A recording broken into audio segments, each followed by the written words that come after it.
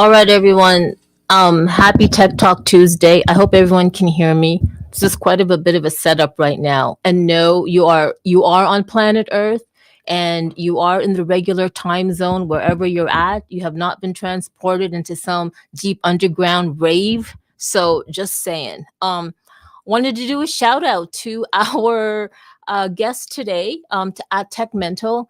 If you've been here in some of the Tech Talk Tuesday spaces, you know that he has been one of the regular listeners, but I chose to bring him up as a guest because so much. He's got so many layers as we all do. And did you know that he created that intro? Yep, that is his intro. So today, when we were celebrating creators, we might as well use what they created. And I didn't even ask for it, like the guy knew. So he sent me clips of an intro, and we will be playing an outro later. So we can ask him a bit about that when we go ahead and talk to him. However, I know it's a little bit early. I don't know what's going on. It's Tuesday, September the 24th. And if you can, and if you haven't, go ahead and share. I never tell people to share, but I guess that's what you're supposed to do. So I'm trying to come out of my comfort zone and, just do what you should be doing. So please share the Twitter space, and I will be too if I can. But before that, I'd like to greet our listeners over at Metaverse Radio. Thank you so much for listening. It's always great on a Tech Talk Tuesday to be bringing up people in technology and what they're doing in the metaverse, crypto, and creative space. So, before we start, I will read this out. So, this program's content does not necessarily represent the views of Metaverse Radio and is for entertainment only. It is not legal, medical, financial, or investment advice. The hosts, guest speakers, artists, and other collaborators may have personal or financial interest in the subjects they discuss. So please critically assess the information presented. Not all content is appropriate for all ages. Listener discretion is advised. All right then. So if you are watching, I'm also multi-streaming. I will be just the one talking head. Tech Mental was going to come up here, but then he's kind of like out and about in the streets of Miami. I don't even know. So let's bring him up here and see what he has to say. Hey, how's it going, Lex? Tech Mental. Oh, Yo, what's up? Little echo, echo, echo there. Thanks for having me. oh no, you're It's welcome. absolutely awesome. I appreciate the shout out. Little request. Shout out to those in the audience. Alter Alley, always supporting. I appreciate you, Brover, Strawberry, the rest of the crew, all the usual suspects.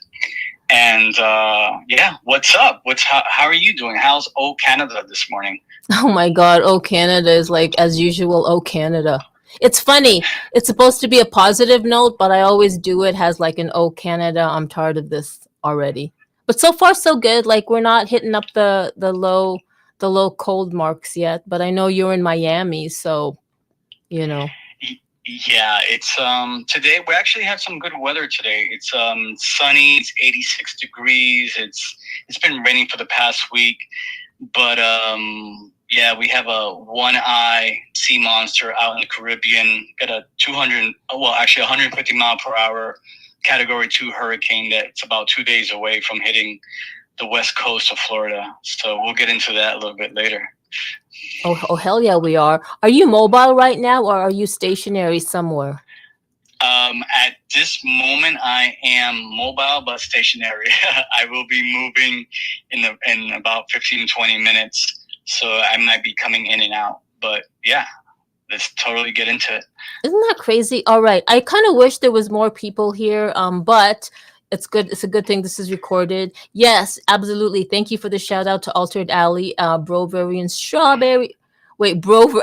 Did you hear what I said? I said Broberry and Strover.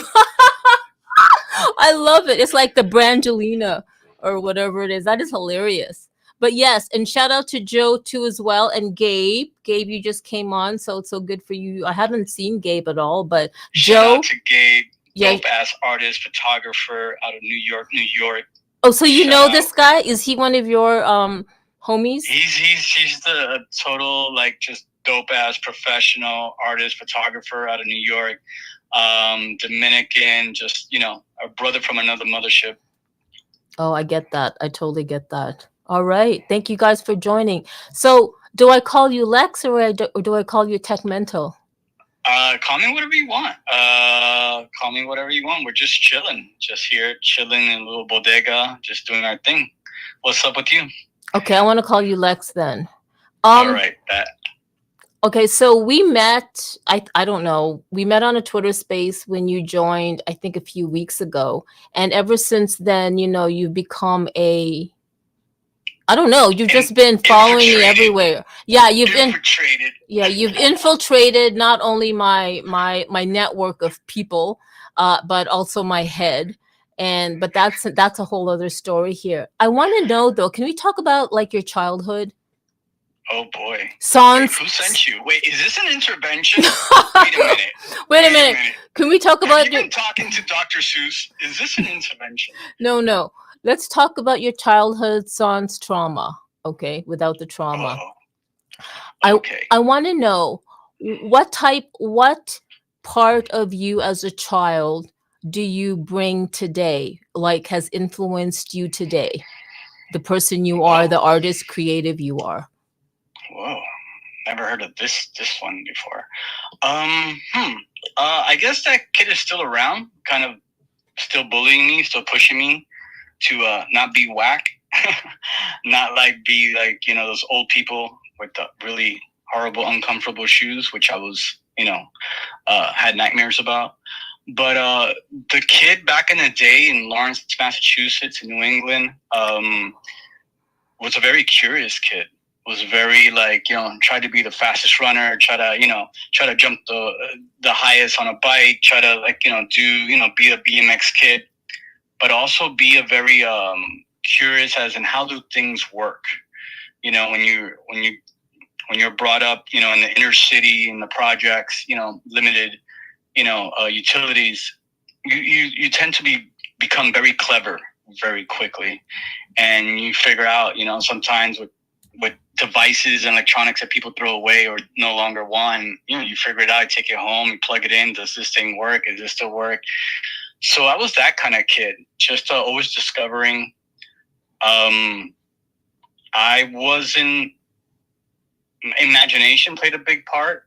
My parents moved a lot, so I had to get ready to be in a new school almost every year, across town. So, that comes with little social pressures. But I never really had like that whole imaginary friends thing. I mean, I guess imaginary friends don't show up to the projects. That's more of a suburban, I figure. But I did have, if I recall, more like imaginary places where I kind of went in and immersed myself, like just get caught up in this daydream of like things I imagined. It was almost like a portal opening, and it's why I'm so like intrigued with the metaverse and just everything, immersive.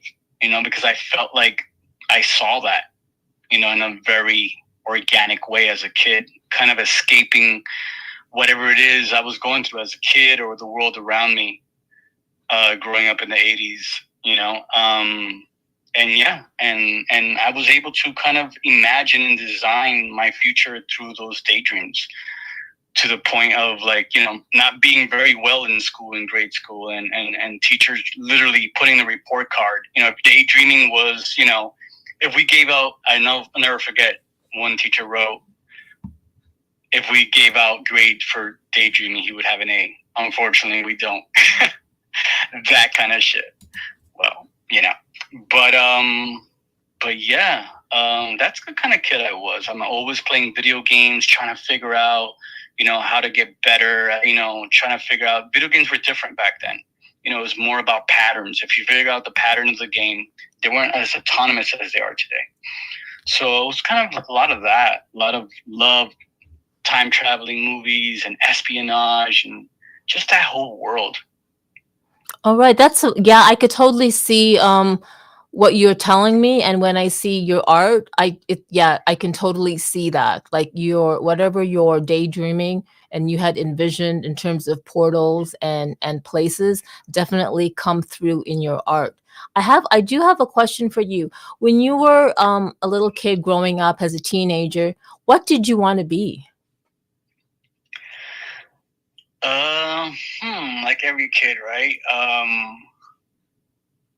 I thought I was gonna be a race car driver. I was gonna race Porsches or, that kind of stuff. As I got into junior high and stuff like that, I really like, kind of graphics and architecture. And I was obsessed with cars. So I figured that, I really want to learn how to like, work on a car and stuff like that. And I don't know, it was as a kid, I really thought it was just going to be around cars. I'm like, I'm still car crazy, but it was more like working on cars and stuff like that. There weren't really computers around growing up. But just a lot of electronics. My dad was heavy into electronics, so we had like all kind of devices and stuff at the house. Okay, so with this electronics thing, is that sort of like, was that the tool that allowed you to venture forward into all the technologies that are using? Like you said, you didn't grow up with a computer. So how did that happen to now when you are quite the techie and quite the creative? I mean, I think I got my first handheld electronic game called the Galaxian 2, and that changed my life. And this was almost right when Atari came out. And just the way I was looking, I would go under the covers, under like, those Boston winters, and just immerse myself into this game and just look at the patterns and all that stuff. And as the battery was wearing out on the machine, I noticed that there was these prefixed, patterns in the in the screen. I was like, wait a minute, those things just light up. And then from there, I figured out how to do stuff.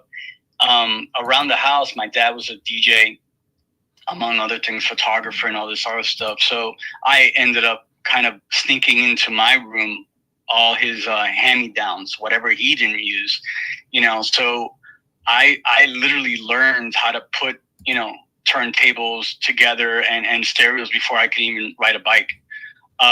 Like that was the thing. It's like you scratch a record, you never use it again. It was like very like strict. It was that kind of stuff. Like, either you do it wrong, do it right. So that was, I remember walking in. I mean, I must have been like 5 years old or something, walking to my dad's studio and seeing a projector for the first time. I mean, yeah, I grew up with televisions and everything else, but televisions were almost, we took it at face value. Like it's just there. So yeah, it's a button, you hit it. But I witnessed, discovered a projector, a reel-to-reel projector, and it just freaked me out. Like the fact that it was making these noises and there was a light and it was hitting like this image on the wall, and it was just this thing that just blew up my imagination. Like, how did it work? And years went by, and I figured out, oh, it's just light through this kind of negative, and it's just moving pictures. I was like, oh, okay.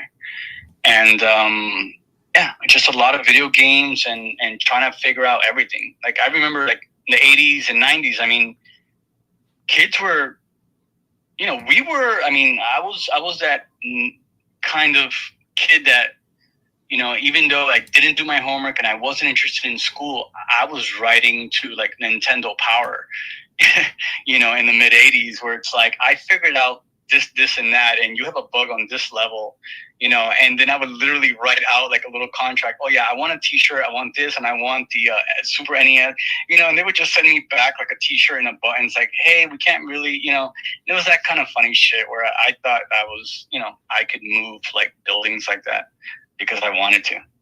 Oh my God, that's too funny. I love that. So you grew up the northeastern states. When did you move down to Miami? That transition happened in '87, actually. Yeah, my parents just felt like things were getting pretty rough. Where I was, Lawrence, Mass is a small city.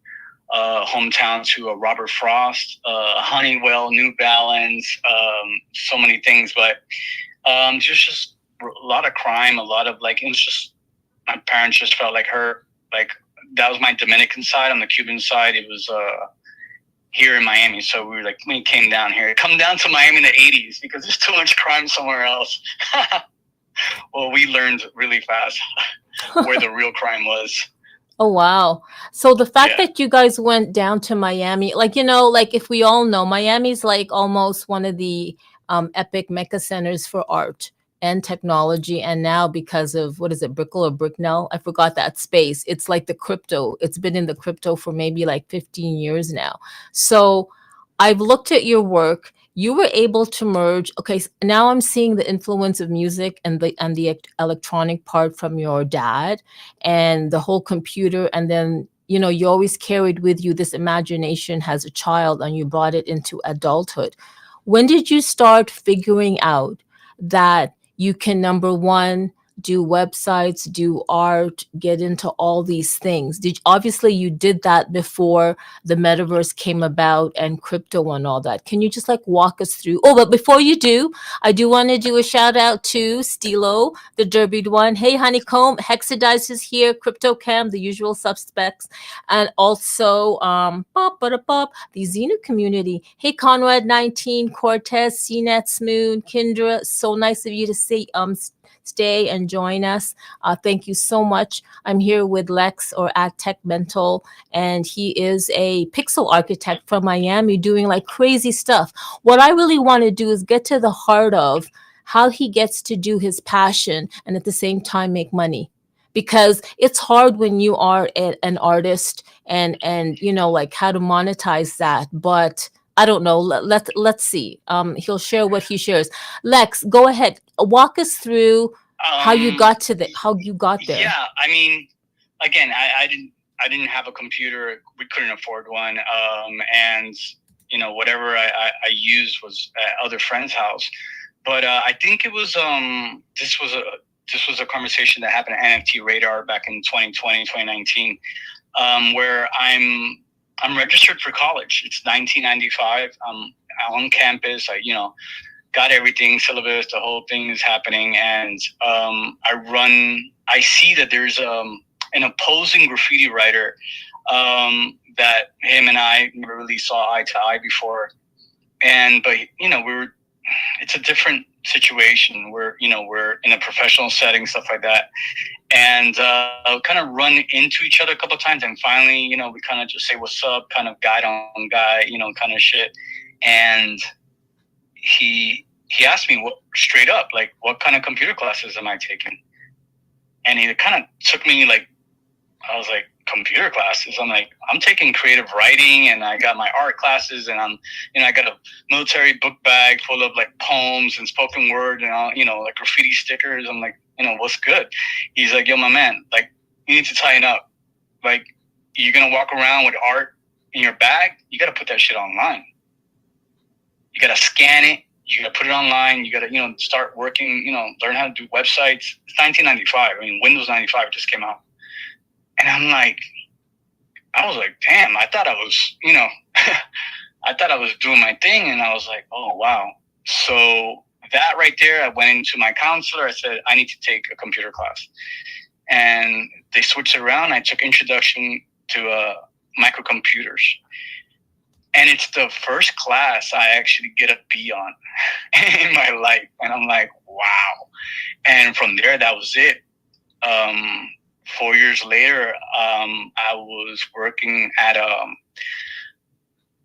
web agency on South Beach in 1999. On my desk, I had Nickelodeon, MTV, Sony Music, United States Department of Commerce, Design Miami, and that was it. Like, I was in this agency where it was like, and it was very bohemian. It wasn't corporate at all. I mean, there were like, blunts being rolled, there were contracts being rolled out at 10 a.m., but blunts being rolled at 5 p.m.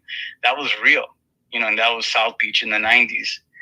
And that really set the blueprint for everything that was coming down the pike. because at that time, you were doing websites. I mean, people talk about social media today.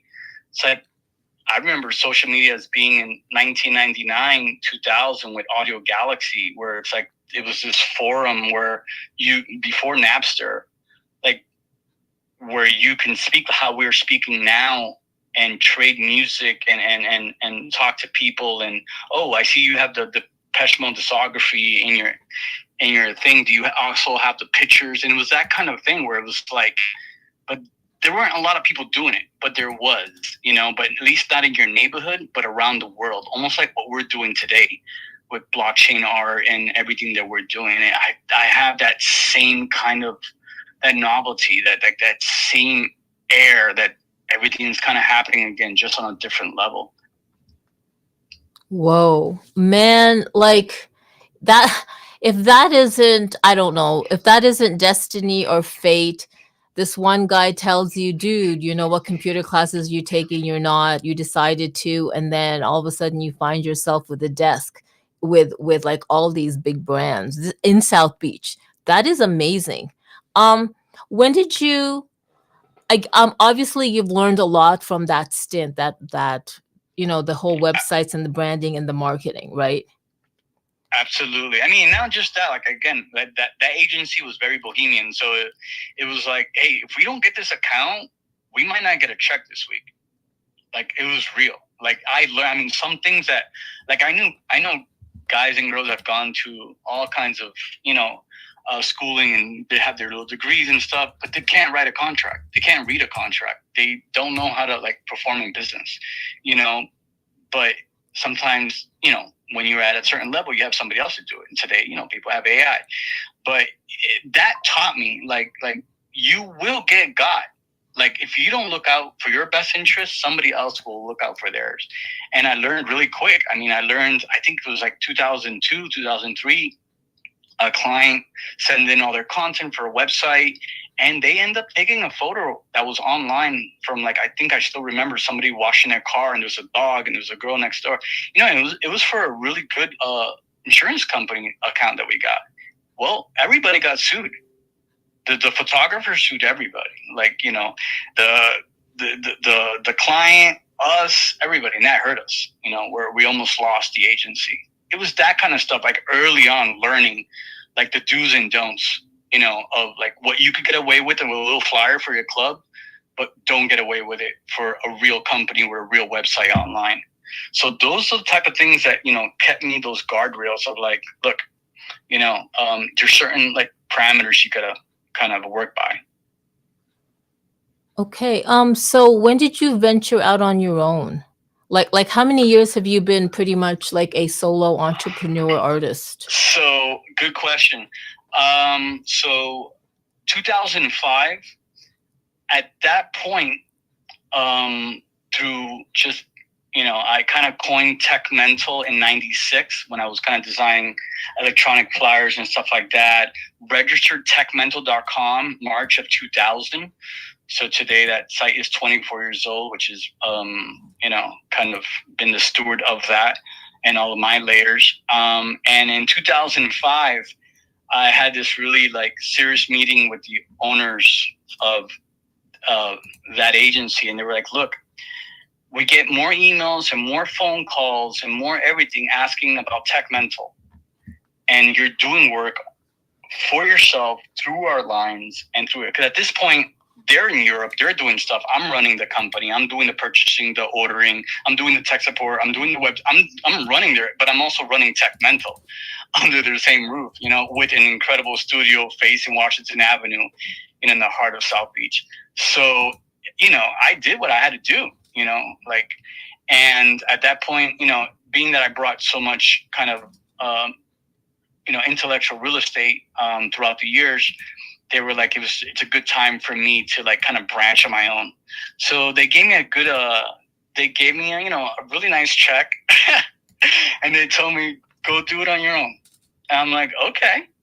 And I took it, and I've been on that ride ever since. It's probably going to be 20 years next year about that Tech Mental has been on its own. I mean, rain or shine, it's not anything, having a startup and where you're just on your own. There's no magic check coming in. You got to figure it out on your own. So yeah, that's how that went out.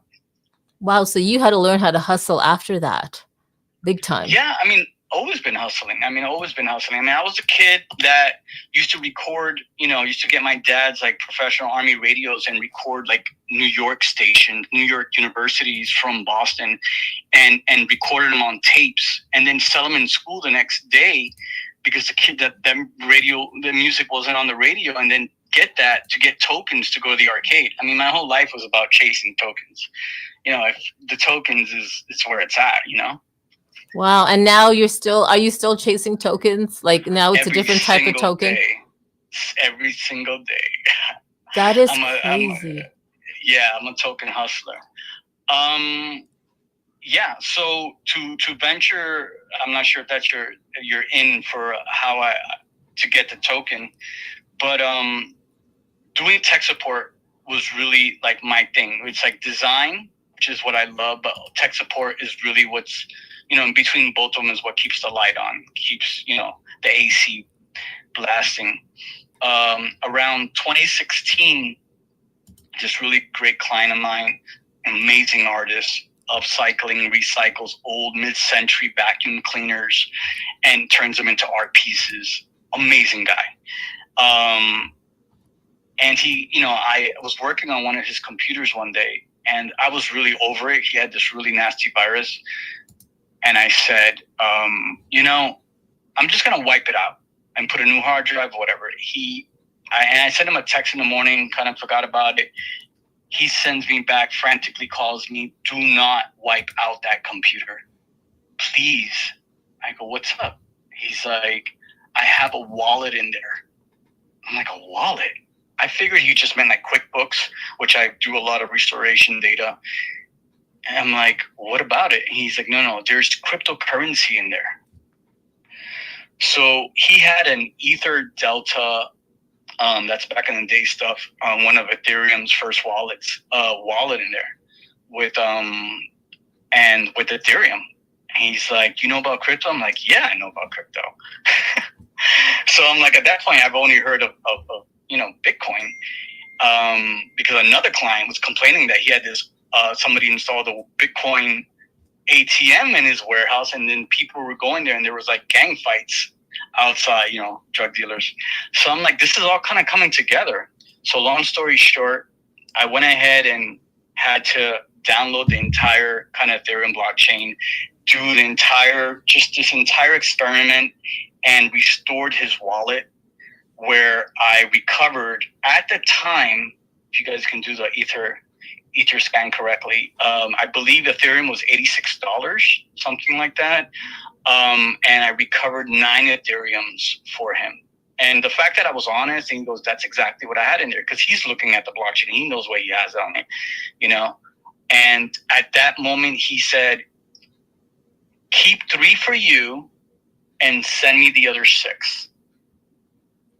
And that was the 3 Ethereums I started my venture with. That was my investment fund at $86 each. And that's how I started, and that's right, and the next year was just, the blast of ICOs. Went into ICOs, got as much, tokens that I can for very little.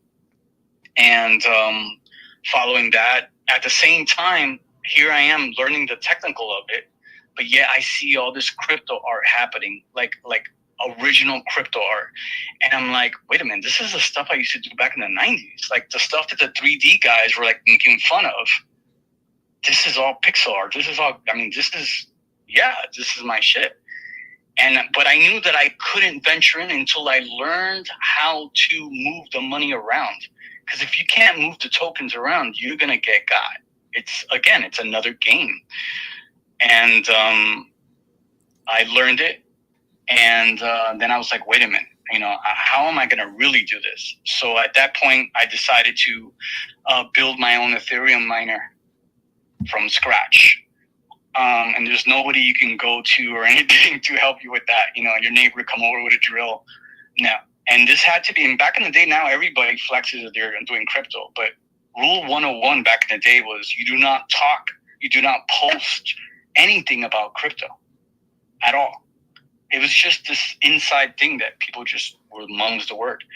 And then I built it. I built my ETH miner, and at first it didn't work. So I had to go. It kept on shutting off.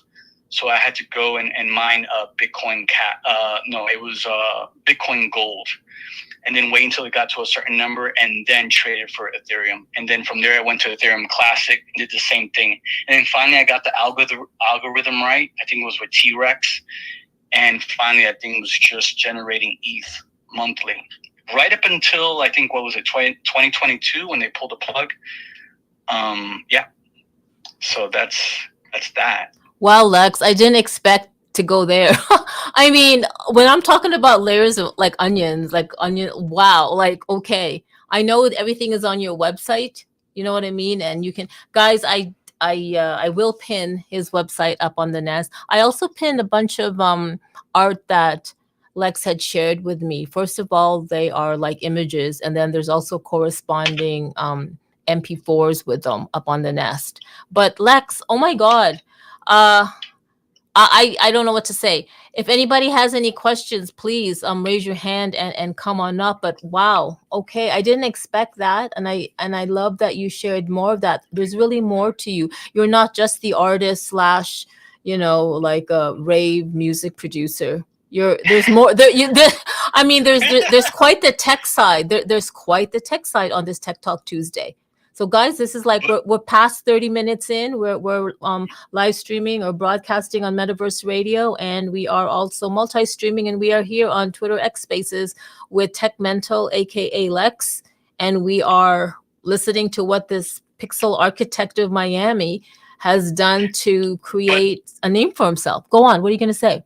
No, but I was going to say, I mean, and I appreciate the words, and I appreciate everyone just, spending their time listening. And for those who are going to be listening in the future, it's just about, everyone has their own journey, and it's about, you look back and it's like, could I have done that right? Could I have done that better? And stuff like that.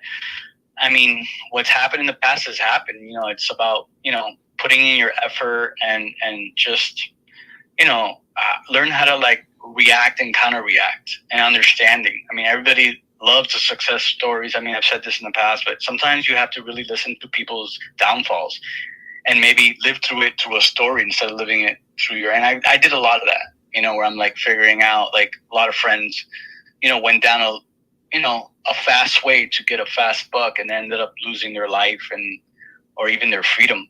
But there's a lot of people who are still in the community, not as vocal, but I see how they went through the trenches, where they got rugged, hard back in the day and stuff like that, and lost everything, So it's, shout out to all those people and everybody here, that if you're still here, no matter if you've been here for a year or whatever, it's just, this is not going away. So it's either you're going to steer it in your own, through your own journey, or, somebody else is going to steer it for you. I'm listening. Yeah, you're right. That's a really good lesson and message.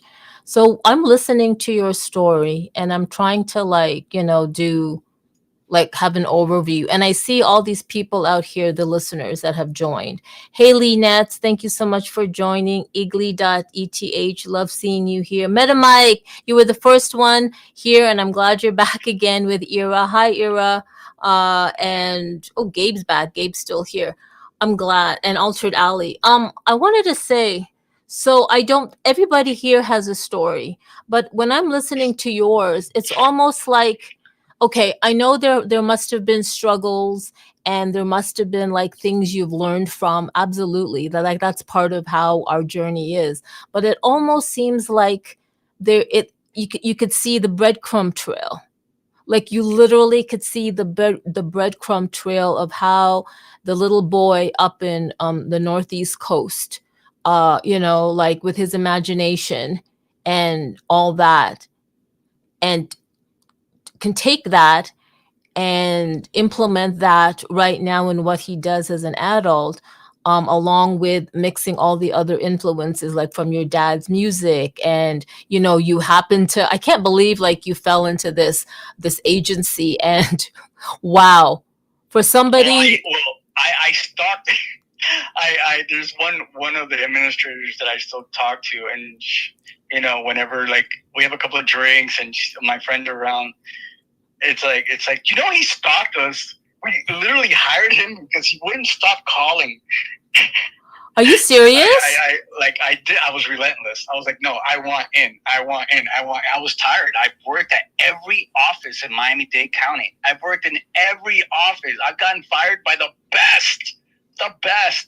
And it was always in these crummy jobs where it's like just shuffling paper, and it's like, I'll never forget that I got fired by this one insurance company because they wouldn't allow anyone to use the internet. It was 1997 or something, and they wouldn't allow anyone to use like the internet, like on the computers. Like you weren't allowed. So during lunch, I used Paint, and I literally designed an entire like wallpaper, and I used it as their screensaver, where it said like, oh, the irony, here it is, the information highway, and we can't. We're so close and yet so far. Like I did entire activism. Like I'm always been against activism. With activism against those who don't want us to use it. But yeah, I don't know. Yeah. I'm not sure if I answered the question. No, you did. I know this person all too well. I know this type of person all too well. I'm going to ask, like, I'm kind of curious. You're not going to name that marketing agency or ad agency, right? It's not Crispin. Shut them out. It's not Crispin Porter. What is it? No, it's Alaskan Star Interactive. And they were in the forefront. It was back when like Miami Beach was called Silicon Beach, and there were very few web agencies. There were probably two, maybe. They were all, remember the time. Everything was about flyers, graphic design, where graphic designers, were everything. They were gods back then. It was like, think about all the amazing flyers that happened for all the electronic parties, or what the kids call raves, everything coming out of Washington, Seattle, California. Like you couldn't touch that, but they became limited. It was like, okay, now you got to put that online. That map has to be clickable. It's like that kind of stuff, but yeah, Alaskan Star Interactive, they gave me my first shot. And it was awesome. I mean, we talk about Art Basel today, and I remember getting the Art Basel account in 2001, and we were working on their first shopping cart for Miami's first party. I mean, Art Basel has existed since the 70s in Basel, Switzerland. But for Miami, this was a first real big festival. And then 9/11 happened, and Art Basel got canceled, as well as mostly everything else in the United States. And then 2002 came around, and Art Basel happened, which changed really the face of art in South Florida. Wow. No, that's so true. That's so true. Let's talk about the metaverse. Okay. We have a number of people here that are creators of the metaverse. There is Dope Stilo. If you haven't met him, please join him tomorrow. Every Wednesdays, he has a Twitter space talking about tech, AI, AR. He's also going to be, I think today, Stilo, is that today? He's going to be doing a Unity build cooperative. So that's amazing. And he also shout out to Dope Stilo. Working on some music. Definitely. I definitely want to go on his show and sport out some beats, some Miami electro bass. Definitely. I'm going to grab you tomorrow because he does these Super Wednesdays and in Spatial. And we also have like Dope Stilo, Altered Alley, there's MetaMike, there's Era, very heavy content creators in the metaverse. There's Hexadized, there is Joe, very much into content creating as well in the metaverse. What was the first metaverse platform you actually joined?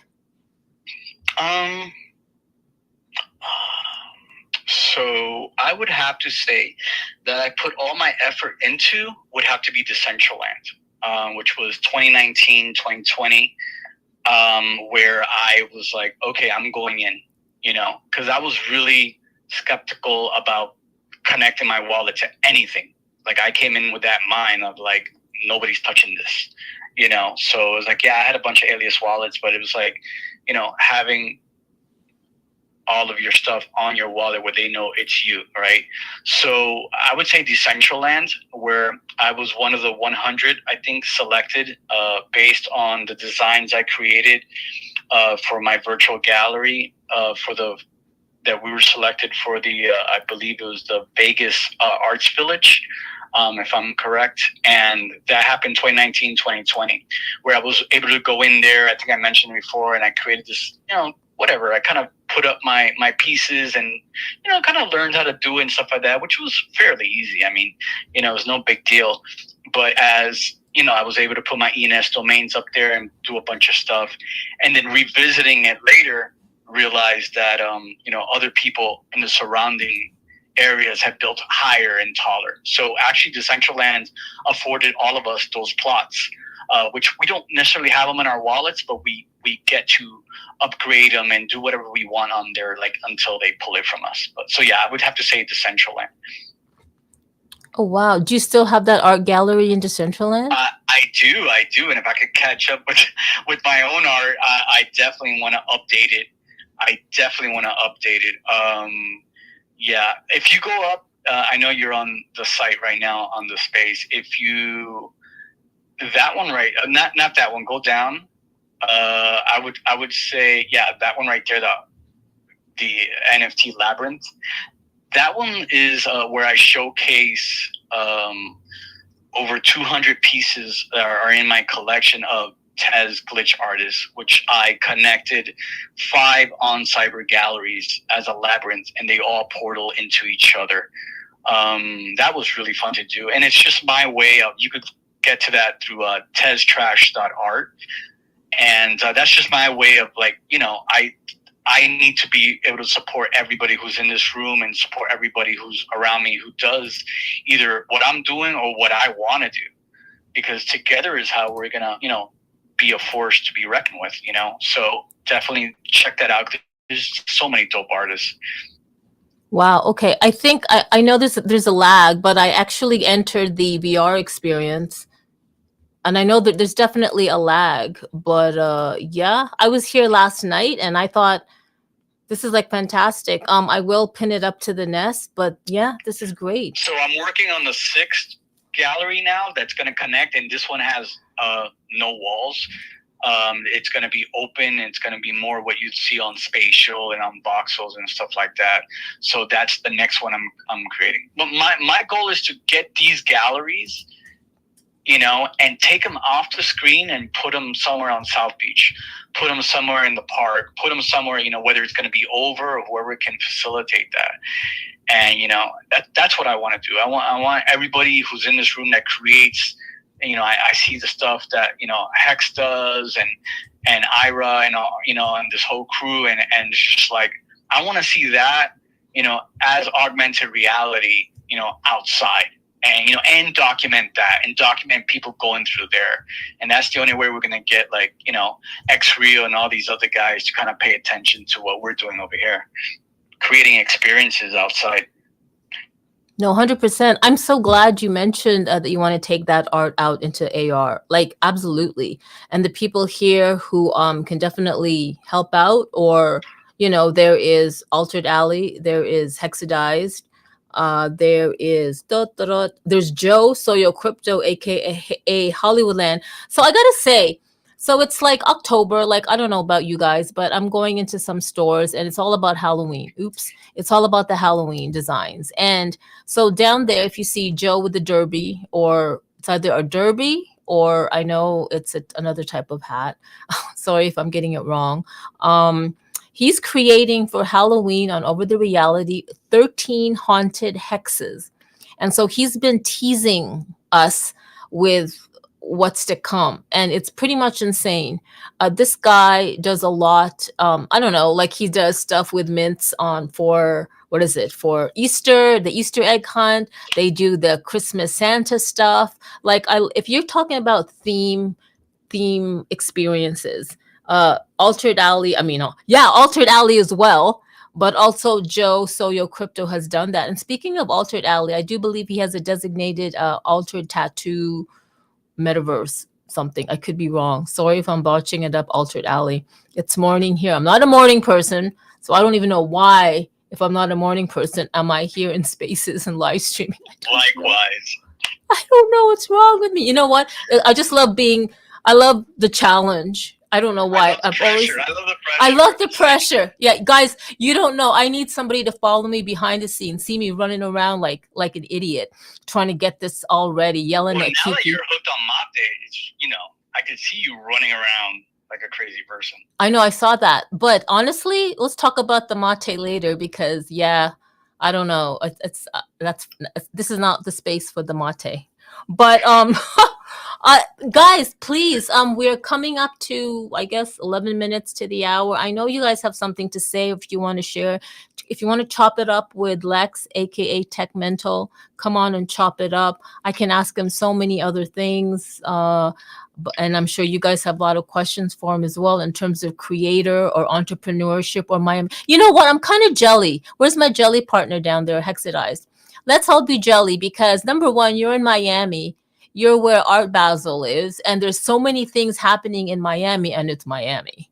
You know what I mean? So is that's got to be one of the best places to live in the world if you are an artist slash into Web3 crypto, other than New York and like what? You think so? I don't know. Can you name one? Name one. Like LA. Let name name. I mean, I'm gonna be honest with you. I love living in Miami for many reasons, but this is where we're at. We're participating in an experiment that doesn't matter where you are, right? You could be in Little Ankles, Iowa. You could be in anywhere. Unfortunately, we're people in places that there's bombs going over their heads right now. But the reality is, we can participate and be who we want to be, and push out the art and do everything and put it online and put it on the blockchain. On IPFS from wherever you are. It's funny because I don't know what's better, to be an artist in a place where everyone's trying to be an artist, or be in a place where you are the only artist and everyone's looking at you like, oh, you're an artist. It's interesting. I would love to experiment with both, because sometimes there's a lot of imposter syndrome in the water, and it's like I'm surrounded by heavy hitters. I mean, just like heavy hitters, people who are not just doing art, but it's like, oh, yeah, I'm just doing this thing for Audi. Oh, cool. Oh, yeah, I just got picked up by Ford. Oh, cool. It's like, I know it's not about art, but I wouldn't mention it if they weren't in the trenches and they did what they had to do. And it's not about throwing names out there. It's about like, okay, this affords you to do the thing you gotta do for them, but also do your crazy, erratic, abstract shit on the side, which you need both. You need to keep the power on, you need to keep the internet on, and you need to keep your portfolio live and active and fresh. And once you kind of check off one of those boxes, you got agency, and now that's contagious, because now you're like, okay, who's the next one? So yeah, there's that also. But yeah, Miami's dope. It has a lot of, it's a very young city in comparison to LA, New York, Boston, Chicago, and there's room for growth. I don't think, Web3 in Miami is people think, it's niche. I talk to clients and they still think AI is niche. I'm like, oh, you think AI is niche, huh? I'm like, yeah. Well, wait until it takes your job next year, But yeah, it's just Miami's kind of this lobby, this universal airport where you can walk down the street and hear, dialects from 7 different countries from the same region, and that's what kind of keeps things fresh. But at the same time, nobody's from here. Like literally nobody is from here, so it's hard to kind of like, whoever but it's very transitional. People come in, they leave. Maybe they're here for the summer. Maybe they're just here for a contract, and they're gone. So in a way, it's almost like it's a good place for people who don't travel. You just stay in place and you just deal with people who are constantly traveling. Yeah. You know what? I'm just thinking. I'm actually like listening to you, but my brain's elsewhere, but related to the topic.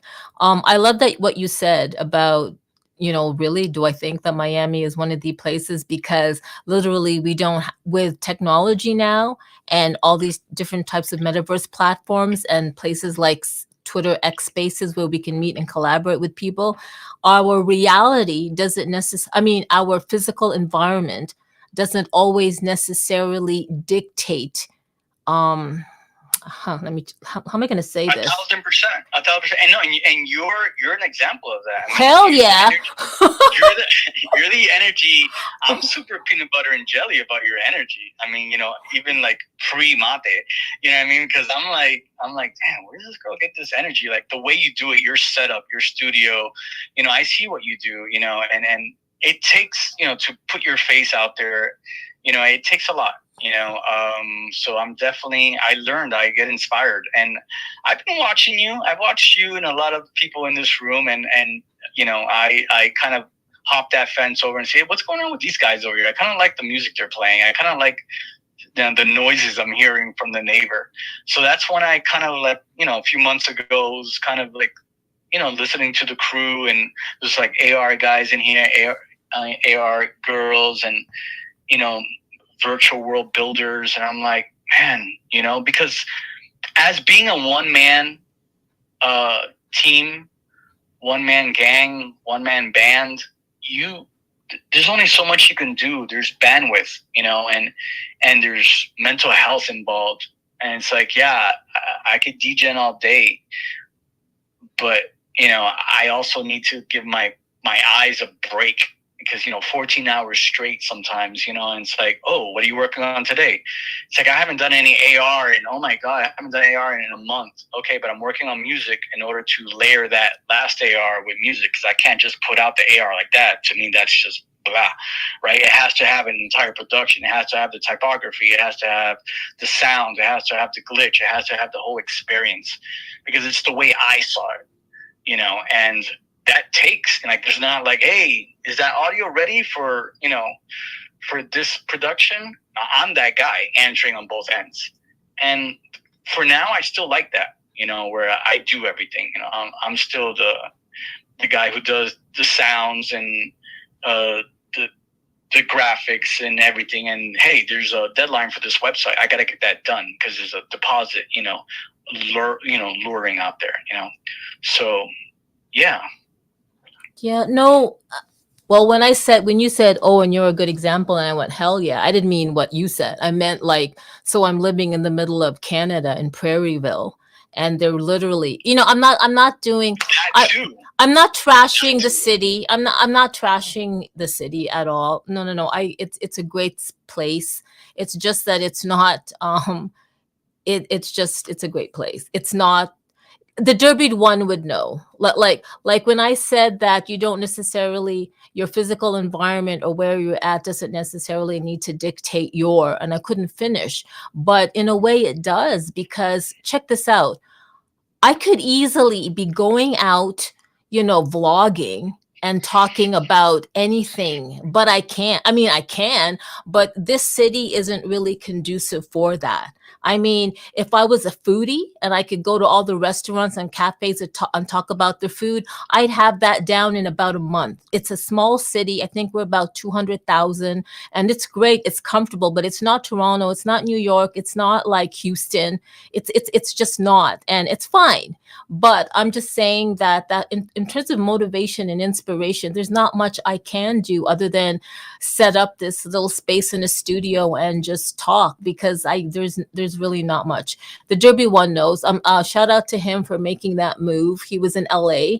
Then they thought they could move up to greener pastures. I'm doxing him, man. Up in the Northwest Coast. And then they're like, yeah, no, not so much. We miss the sun. We need to be, where it's at. So now they moved down to the Southern California, which I'm loving for him. him. And I really can't wait for the Derby one to just get back his mojo. So when I did say I don't, your environment or your physical environment doesn't really dictate, in a way, it kind of does. But where I was going with is you can definitely enter a metaverse and immerse yourself and just forget about real life. And because whatever you're immersing yourself with digitally becomes your reality. Like, let's not get into the metaphysics here. We all know this. We know whatever we project and think about is really our reality. So that's what I love about, like these metaverse platforms and connecting with people and stuff like that. But my goodness, at Tech Mental Lex, I was gonna ask you so many other things, but I love where this has gone, because then I would have never known, and the people would have never known. I want to know, what did you do with your 3 ETH? Well, like I said, I had invested in a few ICOs and let that grow, and I knew that, I was like, okay, this is what I got to work with. It's like, it's like you walk into a casino with $100. It's like, okay, how do I make this grow? And then as it grew and as the price went up, so did the gas. So, and that's when, started investing little things and just being smart about it, where a lot of it didn't have to come out of my actual pocket. Everything was really branched out of that. For the miner, I actually got sponsored. Talked to a couple of clients, tell them where things were heading. I actually was mining that and mining BTC at the same time at an undisclosed location, and that was that worked out well as well. But it just kind of taught me, how to, like, the scarcity and just like understanding, this is, because coming out of the pocket is really difficult, and especially if it's like, okay, this can all go to zero, where it's gone. I've seen it gone from, 1,500 down to just little hundreds and up and down, and understanding that that's just, in my mind, that's just what the dollar's at. That's not where Ethereum's at. That's not where Bitcoin's at. To me, one Ethereum still equals one Ethereum, and it's like, it still holds weight within our world. And that's why I feel like whether we are, in whatever virtual world you love to dwell in within the metaverse, I mean, who's to say that that is not real life? Because just like you decide what you're going to wear to go out, to go to work, it's the same thing you do out there. It's what face you're going to wear. What layer did you create for this particular event? What PFP you're going to like rock at this, audio space. These are just all the different layers of life today in 2024. And that's the way I've looked at it for a long time. There's a lot of aliases people use for gaming, depending on who they are and their kind of skill set, which sometimes helps or, and defeats the opponent. I hear you. I hear you. I don't know. I do want to mention something, Carmen, that, I hear what you're saying about small town blues, but if you think about it, it's created the guardrails to put you so focused on what you're doing and all the content that you're putting out and how you support everybody else in this community. Could you have done that and have the same mental health and the same kind of bandwidth if you were in LA, if you were in Miami, if you were in New York, where, there's a dinner every other night and you got to be here and you got to meet this person, where it's, think about it. Maybe this is just, the journey you're doing right now to get you somewhere else where now maybe you will be a foodie using AR, kind of like, this quiche was great, and here's the, this is what it looked like on the other restaurant, so definitely, shout out to you. I'm a fan. Wow. You know what? You're right. I mean, yes, you're right. They're living in a big city does have its drawbacks. I was in Miami 2 years ago, and there was at that time I was meeting with people, and they were literally saying to me, what would you be able to live in Miami? Like, if we brought you down to Miami and set up an office. Where in Miami were you at? Oh, by the is it Jacob Kravitz Center? Was in Decentral Con. I was staying at. Oh, okay, okay, okay, Okay, okay. so I was around there and for about only 3 days because it was for Decentral Con. At the same time, Art Basel was just starting towards the end of Decentral Con, so they were kind of like mishmashed together. And I was like, really? Like you want me to move to Miami? And set up an wow. And when we had that conversation, this conversation was months before, but now we were in Miami and I was like, okay, can I picture living in Miami? You know what? I couldn't. You know why? It was too much. Number one, like people had electric scooters. That was fine. But I mean, Okay, I mean, I was like, then you'd have to have a car, and Uber is so expensive because you have to drive from one definitely, place to another. And then if you want to go to definitely. Miami Beach, you got to cross that damn bridge with like the traffic, and and I was just like, you know what? Like, I really wanted to move to envision me being in Miami, like if that whole plan of opening an You office is going sound to be like there. every New Yorker who's transplanted to Miami. I go through IG sometimes, and I'm just like, I wish there was a filter just for like New Yorkers. Go, oh, what's up with this place? I thought because it's a difference when you're visiting, everything is like everything is nice and everything's cool.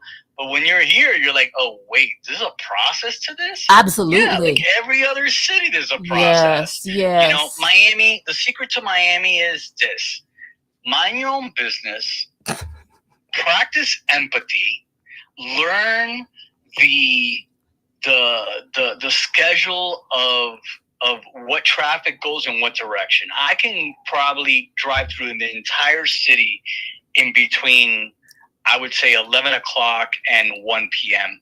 and not have a problem if you're heading in the right direction. But I can afford that type of schedule.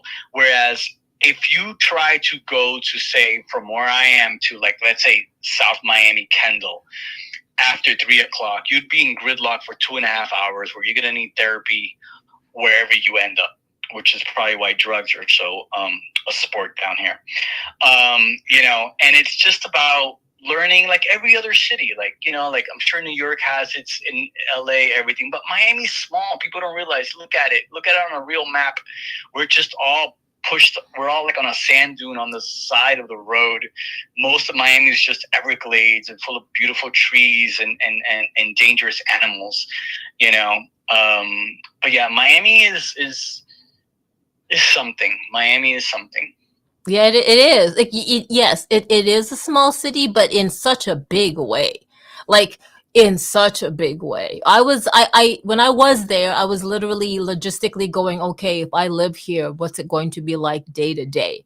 And I'm like, wow, I need to make a lot of money because number Right. one, I'm not gonna, I don't need a car. I don't even want to drive. First of all, I'll take Uber, and Well, that's expensive. today that's an option, right? Today that's an option having, or B, you get up in one of these like new buildings in Midtown or downtown, or if you can, Brickell, and where everything's kind of around you. I mean, they're building stuff now.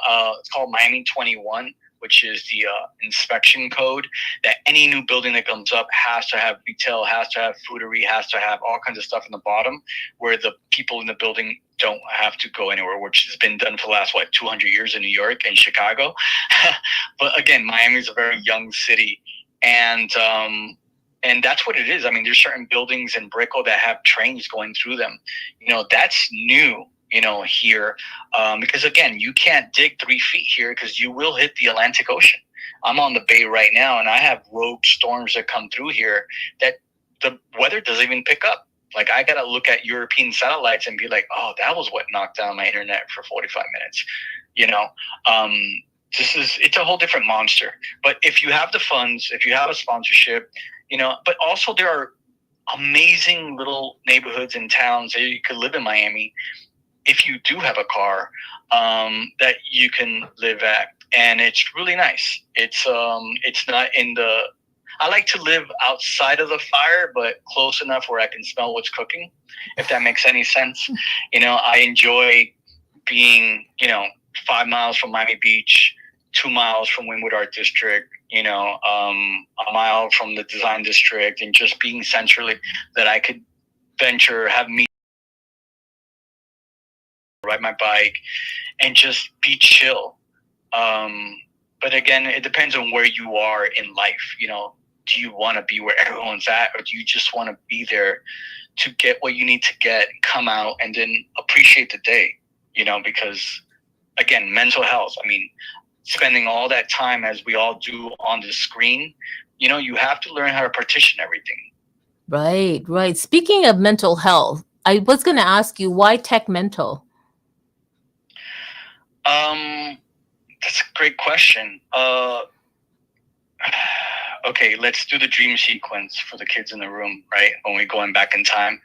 It's 1996. My friend and I are kind of like smoking a joint, planning for Zen 2, which at the time Zen 1 was the biggest rave in Florida. Over 5,000 people, and Zen 2 was supposed to be bigger.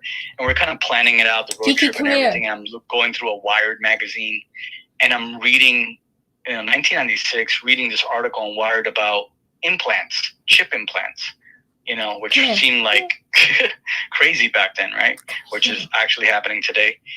And I was reading it to my friend, and he goes, "Oh yeah, in the future, people are going to be tech mind." I'm like, I understood what he meant, and we were both kind of like, hi.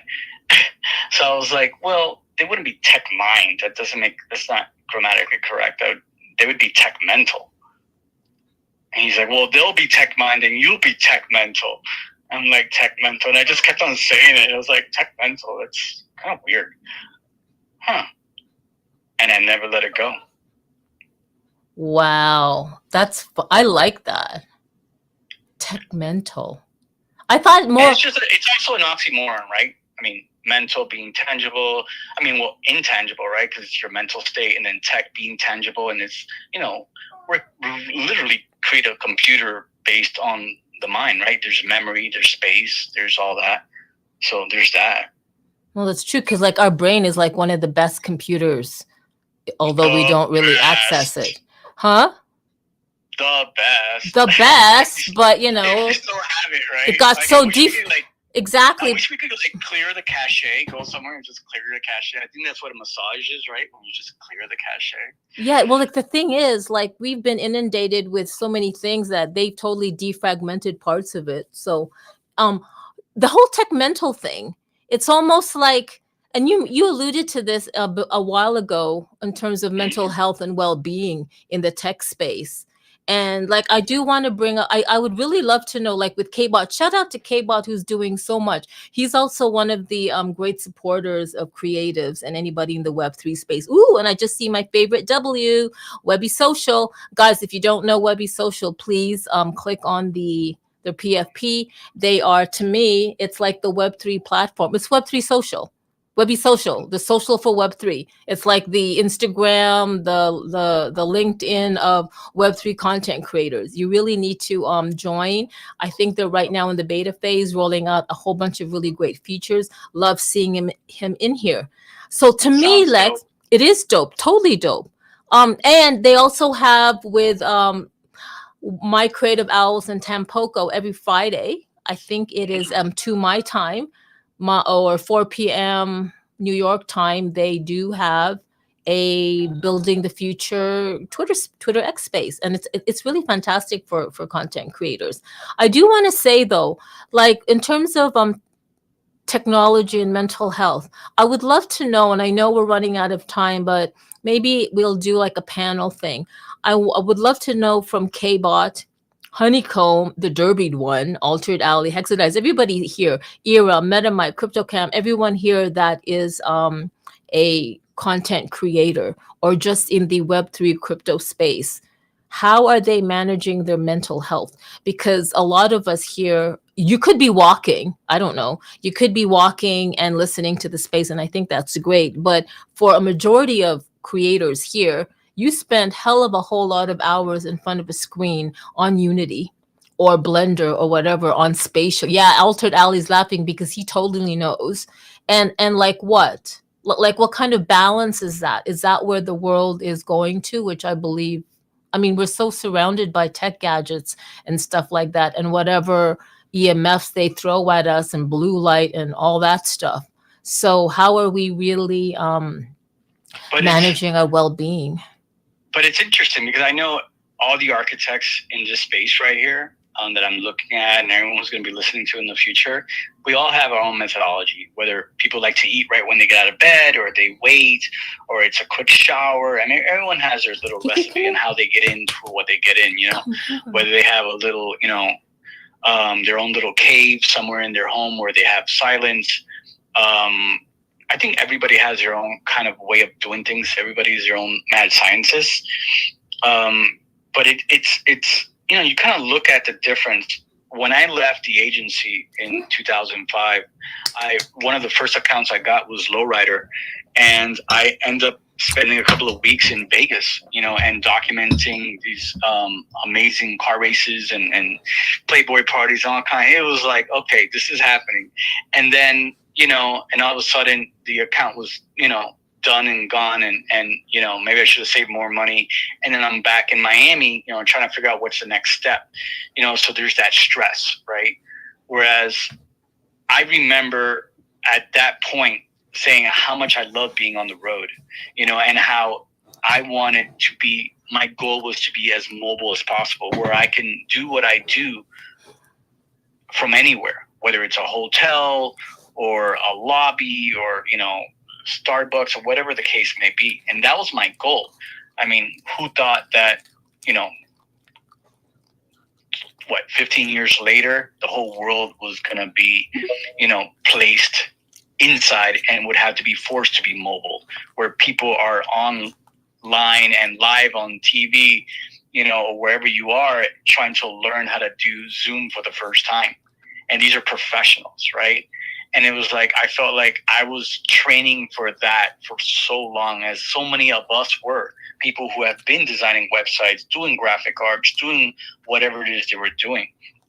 So, but it's you kind of think about it, and so you see all these people getting into their cars at 5 a.m, 6 a.m, 7 a.m, 8 a.m, being in traffic for an hour, getting to the office, going through that whole social tactic, and busting out some work, knowing you only have so much to eat, like that whole corporate run. It's like, yeah, that's an option. So, but there's also, if you cut out all that time in traveling and all that, and you're just doing it from home, it's, I don't know, what's better for whom? Maybe some people work better with other people around them. I mean, sometimes I don't come out. I'm in Miami. Yeah, I don't come out of my house for over a week and a half. I don't drive my car for days, And when I do come out, it's like I'm having one of the best conversations with my mailman. That's Miami life, But then when I do go out to like a little, kind of design party or a little something at the museum or something, and I see everybody, and when they ask me, hey, what's up? I get to tell them what's up. Oh man, I'm working on this. I'm working on that. You have a reason why to be out. You have a reason to like tell people, oh yeah, check this out. Everyone is working on something, because I did my thing. And for everybody in this room, it's like, give yourself a break every now and then. If you can, ride a bike. If you can, you go take abstract photos and just do something out of the norm to kind of balance your mind, your imagination, and clear your cache. That's right. Clear your cache. That's great. You're a really great speaker. I really appreciate that. I don't know about that. Well, you do, but listen. So we have our second speaker, our first person, and I'm really excited to hear what he has to say, insights or questions. Hey, the Derbied one, how are you? Hey, what's up, everybody? Specs, thank you for dropping your knowledge and giving us some insights. I've appreciated everything you've spoken about, and I definitely have a lot to say about, small town, although technically Portland isn't a small town, versus like LA living. It's like, I get how some people can probably just hunker down and just be digital only. and kind of like live within the Twitterverse and the metaverse and everything else. But I have way much more fun, and I find it way more interesting to be in a city where the tech is supported. And there are organizations and groups. Like when I first got to Portland, I tried to start my own Web3 group. We would have like one person show up. It's a very small and different type of mindset. And I'm like, technically right now, I'm still like, I'm not quite in San Diego yet. I'm in Riverside County at the moment, helping with some family stuff through the holidays, and then we'll be officially in San Diego. So it's still sort of the same mentality, but San Diego's within reach. And as far as like mental health goes, it's so important to get out and like touch grass. And I'm actually starting a vlog series that is really pretty much all about that. It's about how to use tech, like advanced tech with AI or AR or VR or crypto or NFTs or any advanced tech, even social media for that matter, and how to use it in daily life while also touching grass and remaining not just digital forward, because that the weather in Portland and in that area, you got 7 to 9 months of gray and rain, very little sunlight. And so I was so tech forward. Like I was screen focused all day long, every day. And it kind of sucked. It really drags you down, honestly. It dragged me down. I am one of those people, I think you mentioned, like I'll focus and do better if I'm in a coffee shop where there's a lot of people roaming around, a lot of people doing things, than I will sitting in front of my screen in my room by myself, or in a room by myself. Like I'll do better sitting at a library where there's a lot of people around, even though it might be a little quiet. I thrive on other people's energy. And so I think more so than I ever recognized it before, because I spent like literally like 95% of my life either in San Diego or LA. So it was sun all the time. Weather can really also, what's the word I'm looking for? Define a lot of those interactions and that interaction, because I didn't like hibernating for 7 to 9 months a year. Even though I only did it for 2 years, it was hard on me. So props to anybody that can do that. I did meet people that genuinely loved it, and good for them. Like, hey, you be you, as I think Lex, you said earlier. Like everybody has their own thing, and if you like that, awesome, good for you. It just wasn't for me. Yeah, but it's good to be back. I definitely feel the energy shift. Oh, I'm so glad. You're back to, or you're getting back to where you need to be, environmentally or geolocation wise. That's really important. I know we all have our different needs, and yeah, we really have to take care of ourselves and listening to what works for us, because we're all different, and not everybody has the same what's it called? Like makeup, and yet we do. But I'm so happy for you, the Derby one, you and Anna Pan, and I'm glad. And thank you for joining and sharing that. I'm sure. I mean it. Like you guys, y'all have different stories here, and I would love to just and maybe I will. Just take a deep dive on everybody's stories and what makes Altered Alley tick? What about K-Bot? How did he start? Honeycomb, let's not even go there. Crypto Cam, so glad to meet you with all the, like Honeycomb and Hexadize, like Metamike. You're doing so much in the Web3 space with AI agents and everything. Like that's insane. And Ira, my goodness, you're a nonstop content creator. Silent Dave, I see you. Love your PFP. Elias as well.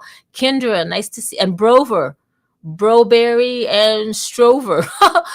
Brover and Strawberry. There's so many things I want to pick their brain at. And Webby Social, what makes your founder tick? You know what I mean? How did your founder meet Tampoco and knew that, your co-founder and Tampoco was going to like hit it off being co-hosts? Luna AI, you're a bot that I run for the Twitter thing. So you can just be quiet. Gabe, thank you for supporting Tech Mental, your homie buddy. And this guy, who are you? Oh, guidance from Ja. Oh, I love that. Thank you for joining. And let me see who else is here. And scientists and DOG.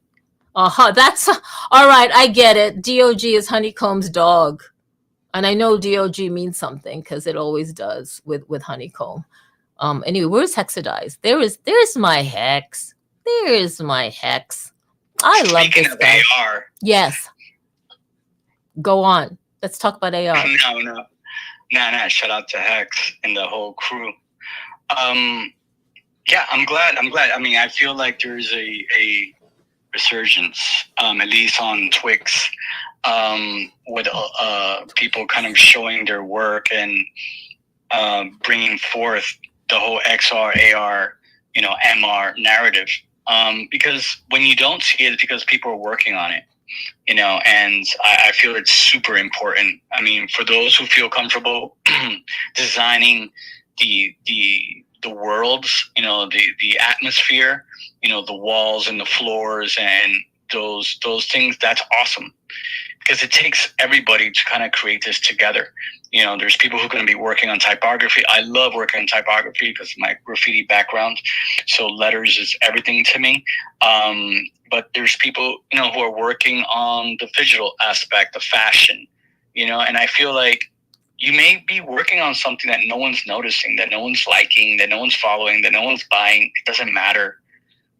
I know it feels good, but it doesn't matter. Just keep creating, build a portfolio, organize your portfolio, optimize your portfolio, because they will come. There will be a space, there will be a contest, there will be something, an environment, an event that's going to need exactly what you've been working on that nobody asked you to work on, which is the dopest stuff. Because the dopest stuff you create are the stuff that nobody asked you to create, because it came from you, right? And that's when you really put it all in. And that's the way I feel about it. And just AR affords that for me, where I can go and kind of, just project my imagination. And I'm building a new media server to do the stuff that I want to do soon, which is more 3D oriented and stuff like that. And where I can kind of jump back in and cook some more stuff and be able to work with a lot of the people who are in this room today, who I admire and, continue to inspire me to do more, you know what I mean? And because we need to create the worlds for each other to live in, whether it be digitally, physically, or everything else. But yeah, just want to throw that in there. Wow, I totally agree with you, and really well said. Really well said. In terms of content creating, and especially when you said just keep building, just keep building, and someday somebody will need what you are building. That is so true. And Webby Social, Webby Social's co-founder or founder, My Creative Labs, Eric, you need to join their Friday. Yeah, you need to. Please join their Friday, Building the Future, because the great thing about it, the great thing I love about those Friday spaces is there are content creators from all walks of life in all different stages of their content creating journey. And it's great because we get to share, wow, like we're so transparent. We get to share our challenges, what we're working on, our fears, and you would be a great addition. I'm sure the community of listeners for Building the Future on Friday Spaces would love to hear what you have to say, in addition to what other people will have to say. Eric, My Creative Owls, really runs a really great space. Every time I listen in, I go, man, I'm going to take that format. but I don't, because it's me. Like I am who I am, but I love this format. They ask 3 questions, which as you should, and they throw it out to everybody. They have a time limit. It's almost like a pitch thing, like you have 2 minutes, and it's great because he has engagement for like he really gets that engagement, and I really love that format. And I really love, like he says, I'm giving him his I'm sharing their format in spaces, like just to make sure that people are listening. He'll say, oh, and throw me a hundreds or a heart to see if you're still listening and you're still supporting the space, and people do. And I'm like, oh, that's really great. I think I did that in my last Thursday space. But when you go to spaces, and here's the thing, sometimes creativity isn't just putting a iPad pencil to like an iPad, or like a mouse or whatever to a Unity. Sometimes the whole creative aspect is also how you run spaces.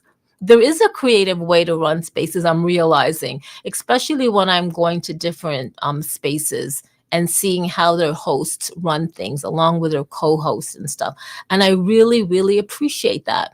And sometimes I'm in spaces and I go, I like this space. I like this host. I should be doing that. Like that. He's an amazing host. And I have it in my head to kind of like absolutely copy their format, of course, because it's me. But then I just always result to my default.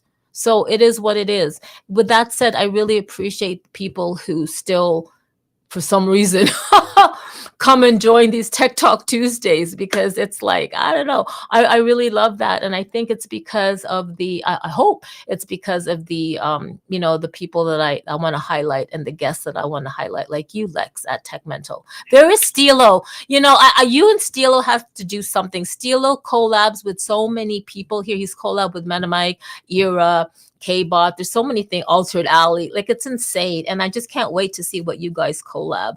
Stilo, are we still good for time? Like, I still want to make that, that Unity, let's all build on Unity thing. Lex, sorry, I didn't mean to cut you off. What are you going to say?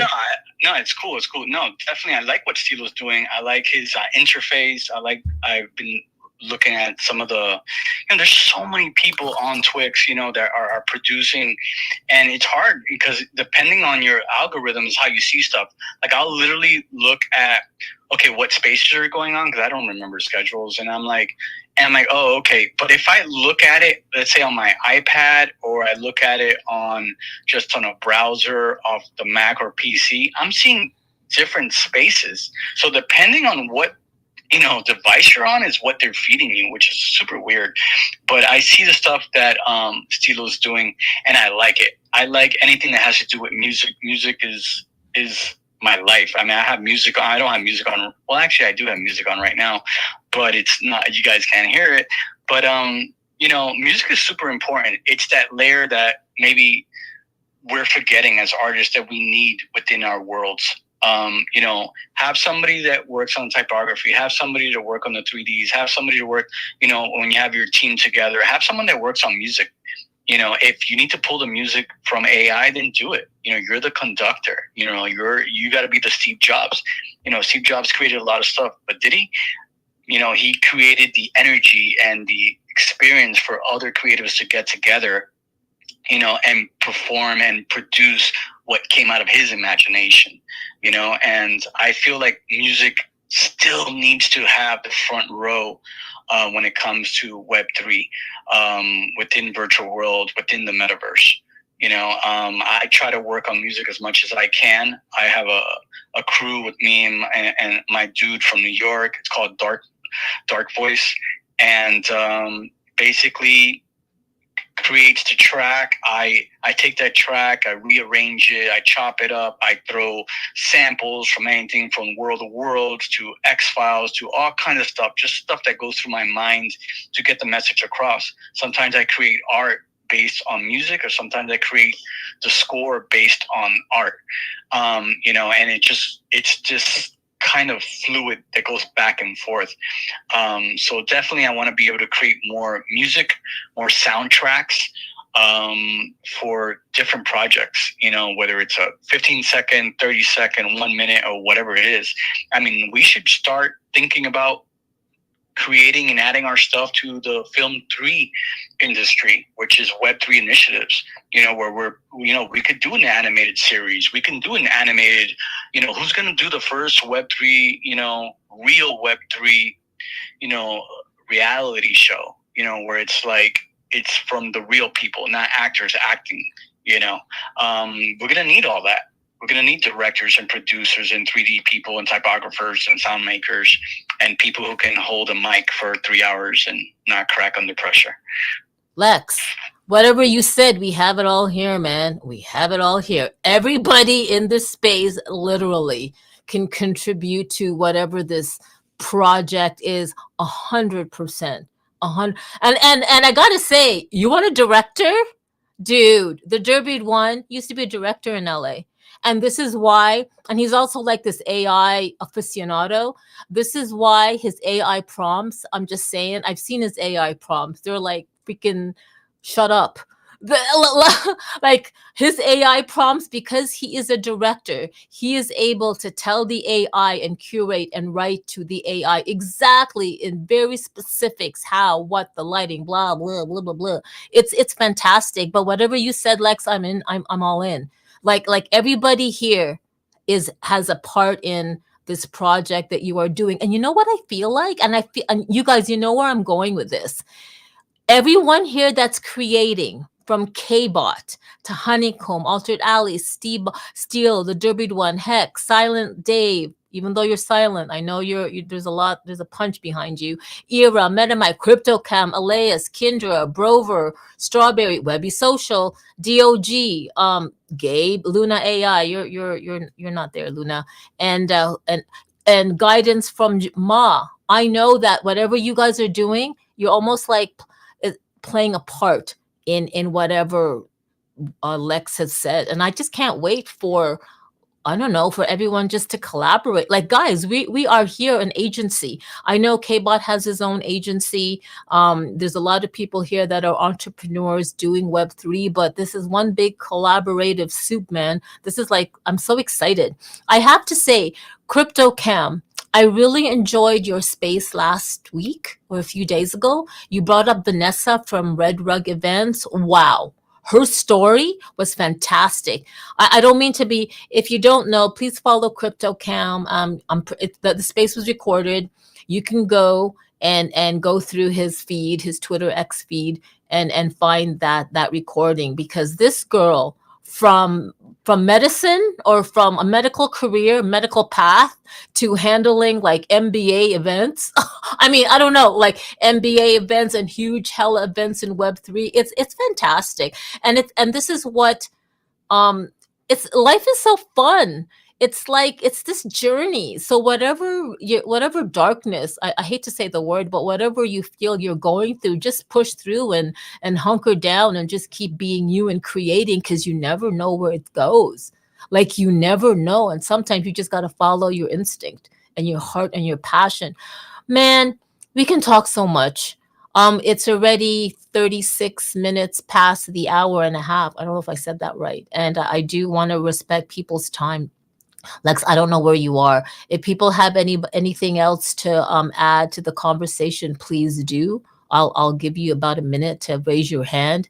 Other than that, I just want to say, guys, you know what Lex did? He legit, he's prepared, man. He gave me everything. I said, hey, you got any content? Well, actually, I didn't ask. He just asked. I said, hey, would you like to join the Tech Talk Tuesday? And he said, yeah, sure. And then he says, what's your email? He sent me a whole bunch of stuff that I could just share out. Not only that, he provided his own. So this is his space, right? Because he's being featured. So he provided his own intro and outro. I gotta love it. From now on, I feel like he's setting the bar. So if I'm going to have a guest, I'm going to say, okay, these are the things you need to do in order to be a guest speaker in Tech Talk Tuesday. Send me your own intro, outro. 1,000%, because that takes off pressure on you. It's like, show us who you are. I mean, they have it. It's just about, you requesting it, or it's that should be how it goes. And it's just, shout out to you. I mean, again, I'm not one to be, showing faces and stuff like that. But I appreciate you even considering or even looking my way. I mean, again, there's so many people here that are doing such amazing stuff. I think we can work on all this stuff together. I do want to say before we go, appreciate everybody's time and efforts who contributed today. I would love to work with everybody who's in this room. I mean, there's something. If I can't do it, I think I know someone who can. Let's all kind of work together and see. If you can't afford it, maybe you swap art. You could swap. Who knows? You know what I mean? Let's barter. Maybe there's a cool T-shirt that I want, and that somebody's wearing, and they just don't want to, let go, but I want it, that kind of stuff. But yeah, Art Basel is in a couple of months here in Miami. If you are physically able to attend, and God willing, everyone is healthy and can produce and be part of something, definitely hit me up. Let me know who's doing what. Would love to work with whoever's, doing something, or maybe you just want to know where there's a cool, I don't know, vegan restaurant or steak sandwich place, or maybe you just want to go with your girl or guy and kind of chill somewhere at a park. Let me know. I'll kind of give you a local kind of thing about it. Apart from that, I kind of said it in the beginning, there is this really intense one-eye sea monster out in the Caribbean right now, going between Cuba and I believe Belize. It's going to be a Category 2, over 150 miles per hour. I think her name is Helen, maybe, about to hit the west coast of Florida and maybe hit the Panhandle, maybe go into Georgia. So shout out to everybody who can prepare. I know after this call, I got to prepare my family's home across city, make sure everything is nice and tight in case you never know with these storms, they might just take a right or a left. But yeah, just kind of want to throw out that. Thank you, Lex. Yeah, 100%. Everybody just stay safe for those of you that may be affected by Helen, who, by the way, she's a good friend of mine. I'm going to have to bug her about it. But yes, I do want to say, so for Webby Social, I'm not getting paid for Webby Social, okay? So please don't think that. Where we can all collaborate and find each other and figure out what we're all doing as content creators, if we do join Webby Social, and we can put up all our stuff that we are doing. And I think that's where we can find who we want to collaborate with, what they're doing, where the spaces are. And you know what? Can you imagine if we were part of LinkedIn beta when it grew? I don't know. I'm just that's exactly what Webby Social is. Huh? Hey, but you know what? I was just thinking when you said about sponsorship, but you should be sponsored. I mean, you need to get a mic. You need to get a nice, comfortable chair. You need to have headphones. These are things that entails I'm comfortable. To do what you do. No. So yes, sponsorship. No, my sponsor. No, you know who sponsors me? Over the Reality. Over the Reality sponsors me because what is Over the Reality? Oh no, Hex, don't even go there. Hex, Lex, don't even go there. Over the Reality sponsors me because when they give me my monthly payment, I can afford the luxury of mics. I have mics. I have headsets. Hey, Webby Social, I've got like Rode mics. I've got 2 Rode mics, a USB and one with the XLR thing. I've got stuff that I don't even freaking use. So shout out to Over. Shout out to Over. Yeah, Over the Reality is the AR platform, Lex. I swear to God, I'm gonna go there and smack you in the ass, head, ass. If you don't know what Over the Reality is, that's what we've been talking about this past 3 times. Hex, go over there and smack the guy, Lex. I'm kidding, but no. We want to document this, right? We want to document what Over is. We want to document. Oh, that's why you're bringing it up. That's why. Well, that's why I'm. That's why I'm wearing this shirt. Getting a cue. I'm getting a cue. So yeah, I'm always sprouting their T-shirt. I did wash this on the weekend. Anyway, yes, everyone. I do want to do a shout out to Voice of Reason. Voice of Reason is one of the Xenu community members, which I love. And he says to me, "Good afternoon, Carmen. First time finding you on your own space. This is great. Woohoo! Thank you, Voice. It's great to see you. And I'm glad you joined in." I'm just glad. You know what? I really appreciate everyone for staying. I know we all say this when you host a space, you say, "Oh, thank you so much. You could be anywhere, but you chose to be here." No, we really mean it. Legit, we really mean it. The fact that like two people at least show up, like that's fantastic. And the fact that I love all these people that show up because we show up for each other. Man, K-Bot's PFP. I was in Alexandra's Damsker's what you call that watch party. Was it last week, K-Bot, when we were watching Futurama and South Park, their take on crypto and NFTs, and I was like, oh, nobody like I don't know all these people like they're a different community. And then I'm watching this, and oh, there's K-Bot's PFP, and I go, okay. I forget that K-Bot is part of Alex Damsker's like subscription like community, and I love that. And it's funny because like then I see Crypto Cam in some spaces. I even see you, Silent Dave, in some spaces. Like it's crazy. So okay, I'll stop. Again, guys, I gave you more than a minute to put your hand up. So I guess you guys are just listening and doing your own thing. Lex at Tep Mental, would you like to share anything else before we end this wonderful space? We're not ending anything. We're just continuing, right? But no, again, just thanks to you, your energy, everything you bring to the community, because I mean, you're just, you're the reason why we're all here today. And you're leading the way of it's not about just us individually, but it's about all of us together. We all should be successful in our own way and be healthy, and practice empathy. So yeah, again, I just want to say thanks everybody for spending some time getting to know another geek on the chain, and yeah, I'll see you guys around. Yeah, you are such a geek, it's ridiculous. It's totally and Stilo, man, I want you up here, but I know you're busy, and I'm figuring it out, Stilo. So don't think you're just sitting there listening to your what's it called, tunes, and going on your Unity. Everybody, I really want to talk to you. So don't think that, like, oh, she doesn't know me. She doesn't think I'm valuable. Oh, hell no. Like Ira, I've asked Ira, and I know we will get her one day. But yeah, I'm gonna just shout out to everybody. Thank you. Metaverse Radio listeners, thank you so much. Shout out to Fred and his team out in Chi-Town for giving us the opportunity to like stream to so many platforms, not stream, broadcast to so many platforms. So before I close off Metaverse Radio, you know what I'm going to say? I'm definitely going to say that this program's content does not necessarily represent the views of Metaverse Radio and is for entertainment only. It is not legal, medical, financial, or investment advice. The host, guest speakers, artists, and other collaborators may have personal or financial interest in the subjects they discuss. So please critically assess the information presented. Not all content is appropriate for all ages. Listener discretion is advised. And can we see everyone tomorrow on Web3 Wednesdays at Hexadize's space? Web3 Wednesdays, I believe it is. I don't even know when that is. I think it's 11 New York time, 11 Eastern Daylight Savings time.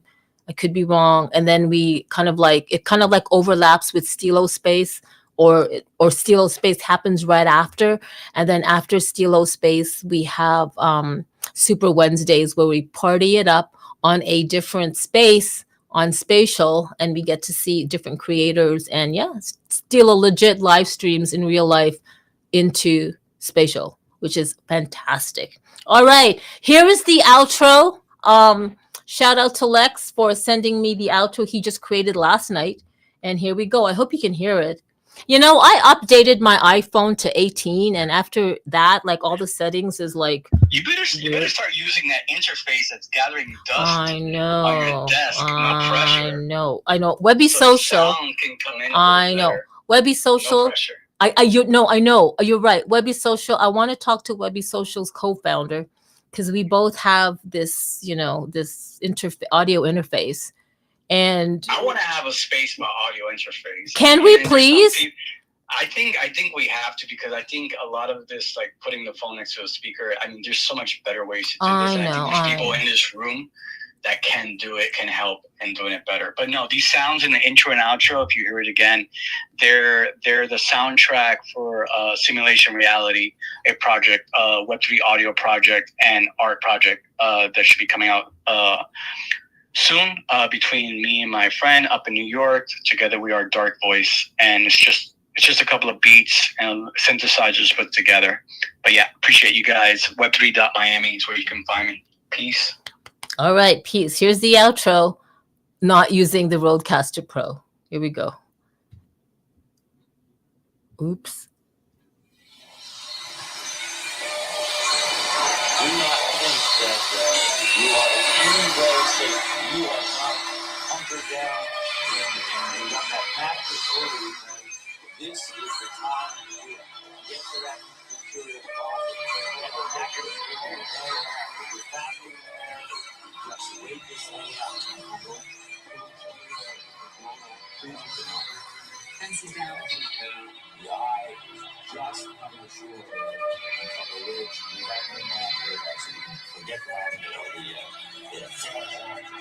all we can tell people is hang on. Can't let that here.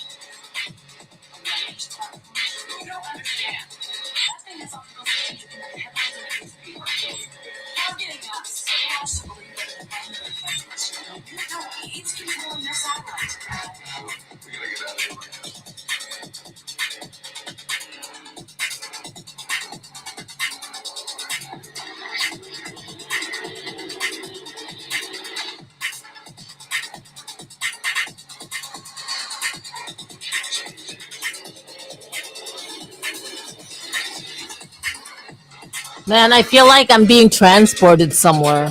Like, where are we going?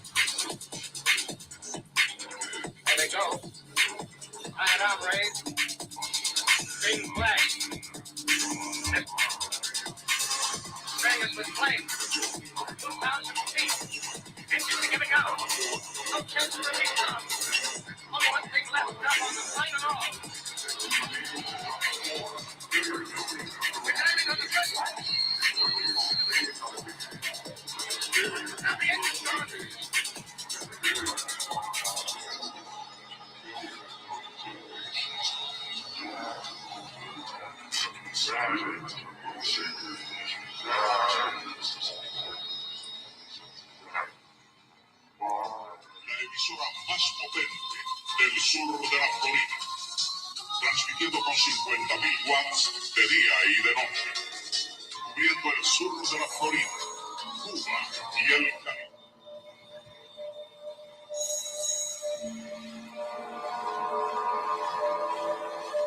File deleted. Wow, what in the world? Like, I'm so glad I didn't have my mate. I'd have just been buzzing like crazy with that song. I swear to God, I felt like I had a duck, or I was being transported somewhere, or I was playing this game, and this, first person shooter game. I don't know. It's giving me like memories of I don't know what, but thank you. That was like crazy. And for those of you that still stay to listen to that whole 4 minute long, what was that? That was like fantastic. Like, is that a movie? I don't even know. Honestly, I don't know. It's definitely, it's a mix between the electro beats, X-Files, War of the Worlds, which was an actual audio syndication that scared the world, thinking that we were being attacked by Martians back in the 40s. But yeah, shout out to everybody who stood for that. We definitely got to get the audio quality better on the next one. But yeah, peace. Oh, really? I guess you're really forcing me to like power up the roadcaster. But yeah, no, totally World of Warcraft, War of Worlds vibes. Like that shit's scary. Anyway, yes, thank you everyone. See you all on Web3 Wednesdays for Hexadize, and then going into Steelo's space, and then Spatial dancing out with Steelo's Super Wednesdays, and then Friday CryptoCam, I forgot when your space was, so I can't really do a shout out. I think it's on Fridays as well in the mornings. I can't remember. But then don't forget Webby Socials co-founder Mike Creative Owls on Friday for content creators. All right, everyone. Gabe, so glad to hang out. Thank you for hanging out, and I'm glad to meet you. DOG, I see you down there. Shout out to your master. Hope he's walking you well. All right. Bye, everyone. Steelo, Altered Alley, CryptoCam, Era, Silent Dave, Kendra, Webby Social, Strawberry, Luna, I know you, Luna, Gabe, and DOG, and Lex, of course. And now I'm going to start powering up the roadcaster. All right, bye, everyone. Have a great Tuesday, and see you all tomorrow. Okay, bye-bye. Peace. Peace.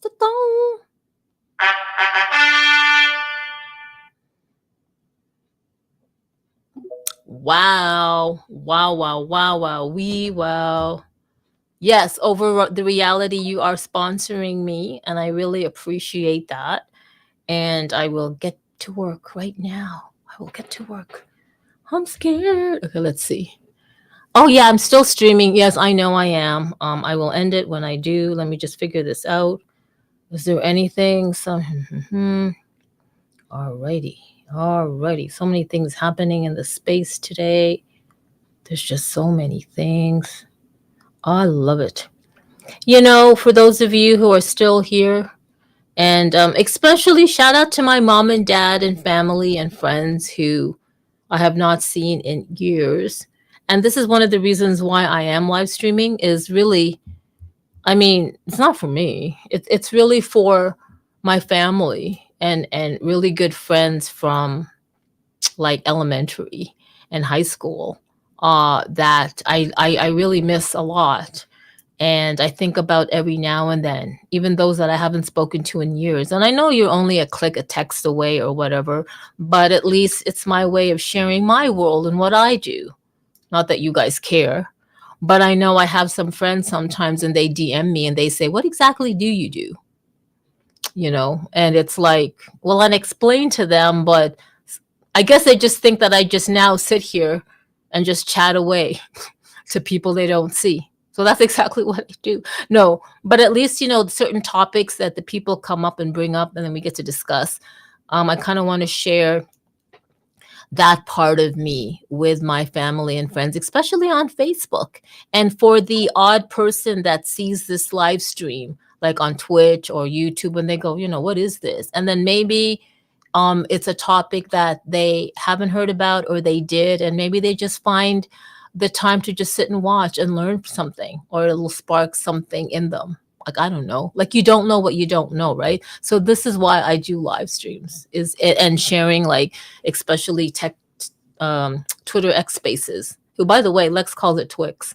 And I wish he stopped calling it Twix, because that's like the Twix chocolate bar that I haven't had in ages. And I was going to tell him to stop talking about the Twix thing, because now it's in my head. Anyway, yeah, he's talking about the Rodecaster Pro that he sees there, because I don't know, it's there. The reason why I haven't been using it is because, man, I need like it takes a lot of power. So I noticed that if I use it with live streams, which I want to, it'll either the camera will go down. Then I realized I guess I don't need to use it for live streams. I could just use it with Twitter Spaces, and that's fine. I do have like a really good, which I thought was good, a USB hub / power hub, and everything's all connected. Like it's a mishmash. So it's just like a power thing, I think. Like first it works and then it doesn't, and yeah, okay. Anyway, for those of you still watching in these multi-streams, thank you so much for watching. And if you're watching in the future, thank you. Do consider giving this video a like wherever you're seeing it, and subscribing or following me, subscribing on Twitter. No. Twitch? No. Subscribing on YouTube and following on Twitch. And for anybody there listening out in Facebook or watching, I don't know. I think you do leave comments. I'm just not on Facebook to read them, because I was gonna say go ahead and leave a comment and let me know what your thoughts are on this particular space. Even though you didn't see Lex / at Tech Mental, maybe you will one day. But anyway, ciao ciao. Hope everybody has a great Tuesday, and see you again on Thursday, which I will be live streaming for the weekly Over the Reality community space. So let's see. All right, everyone. Let's go.